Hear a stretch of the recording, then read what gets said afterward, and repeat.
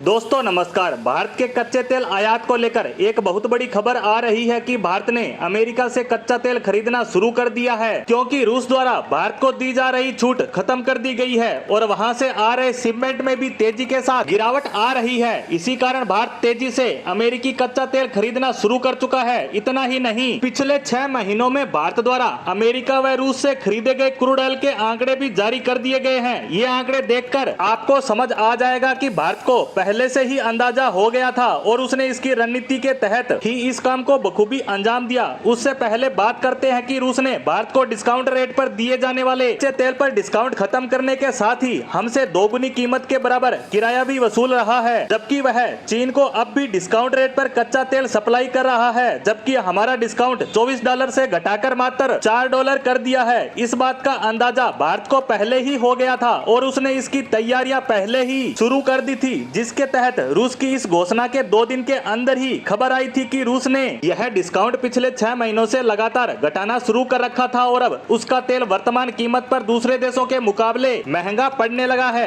क्योंकि रूस हमसे $10 किराए के अतिरिक्त ले रहा है। आप सोच रहे होंगे कि अब हमें वापस सऊदी अरब के पास जाना होगा, जहां से हम पहले कच्चा तेल खरीदा करते थे, लेकिन यहाँ भी एक समस्या है। सऊदी जो ओपेक संगठन का लीडर है, इन्होंने कुछ ही दिन पहले घोषणा की है कि वे तेल उत्पादन में कटौती करेंगे, जिससे इन देशों में कच्चे तेल के दाम पहले ही तेजी पकड़ना शुरू कर चुके हैं। वहीं रूस भी इस काम में ओपेक का साथ दे रहा है और उसने भी घोषणा की है कि वह 5 लाख बैरल तेल की प्रतिदिन कटौती करेगा, जिससे रूसी तेल भी महंगा हो जाएगा। वहीं अब सवाल ये खड़ा होता है कि इन सब परिस्थितियों में आखिर भारत क्या करेगा। तो आपको बता दें कि ओपेक देशों और रूस की हुई बैठक के बाद से ही भारत ने इसको लेकर तैयारियां शुरू कर दी थी। उसी को आप स्क्रीन पर देख सकते हैं। यही वह आंकड़ा है जिससे आप देख सकते हैं कि भारत ने पिछले 6 महीनों में रूस और अमेरिका से कितना तेल खरीदा है। मार्च 23 तक भारत अमेरिका से कम मात्रा में कच्चा तेल खरीद रहा था, या कहें सिर्फ नाम मात्र का तेल ही खरीदा जा रहा था, जबकि उसके मुकाबले रूस से कई गुना ज्यादा तेल खरीदा जा रहा था। वहीं मार्च के बाद अमेरिका से तेल खरीद में बढ़ोतरी होने लगी और मार्च के मुकाबले जून में 2 गुने तेल की खरीद की गई। वहीं रूस से तेल की कटौती देखी जा सकती है और अमेरिका ओपेक का सदस्य देश भी नहीं है, तो उसके तेल की कीमतों पर तेजी का प्रभाव भी नहीं पड़ेगा। यहाँ भारत ने यह सब करके एक तीर से कई निशाने साधने का प्रयास किया है।